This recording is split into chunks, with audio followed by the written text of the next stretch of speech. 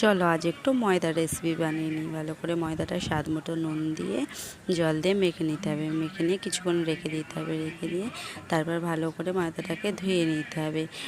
অনেকবার ধুয়ে নিতে হবে যতক্ষণ না ফিট সাদা জলটা বেরিয়ে এসে। দেখো আমি কতবার ধুয়ে নিয়েছি।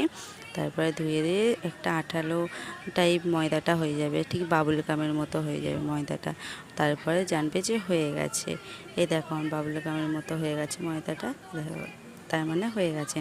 এবার একটা কড়াইতে সাদা তেল দিয়ে দিতে হবে। সাদা তেল দিয়ে ময়দাগুলো কেটে কেটে ভালো করে ভেজে নিতে হবে। উল্টে পাল্টে ভালো করে ভেজে নিতে হবে। দেখো দারুণ ফুলবে। উল্টো পাল্টে ভেজে নিতে হবে। ভালো করে ভেজে নিয়ে তুলে নিতে হবে। তারপর কড়াইতে ডুমো ডুমো করে আলু কেটে একটু নুন আর একটু হলুদ দিয়ে ভালো করে আলুটাকে ভেজে নিতে হবে।